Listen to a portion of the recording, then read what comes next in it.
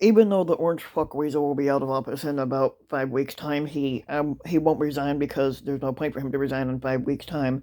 But it would be best for everyone if he just shuts the fuck up and never speaks again. But that also won't happen either.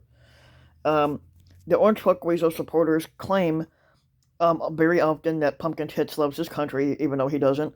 Although one imagines he may have already secured citizenship in a non-extradition state like the United Arab Emirates or the secret miniature country Brazil that was made for the German immigrants after World War II, and they are referring when they say this to the United States of America.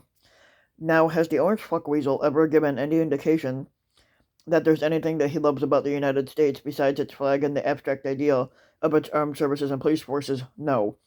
Has he ever spoken about the United States with a loving affection, or even the basic familiarity about its culture, geography, history, system of government, or record of achievements in science and technology? And that's a big fucking no.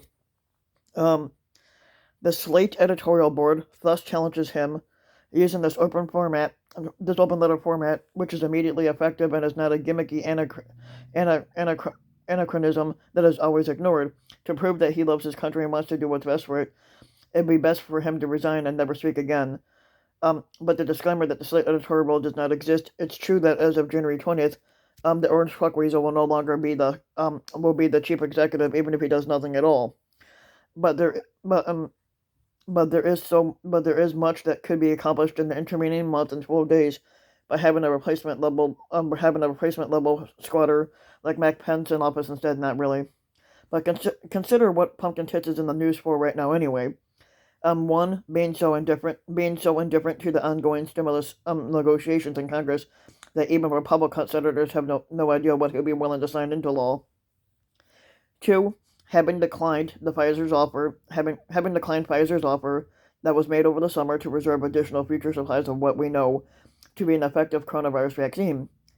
Three, issuing a vaccine-related executive order so confusing that the chief scientist of the administration's vaccine task force told Good Morning America that he didn't understand it and couldn't explain it at all. And four, pursuing an attempt to overturn the results of the squad-roll election, so absurd that the Attorney General of Texas, in his efforts to please the maggot voting base, has now filed a lawsuit against all the swing states at once.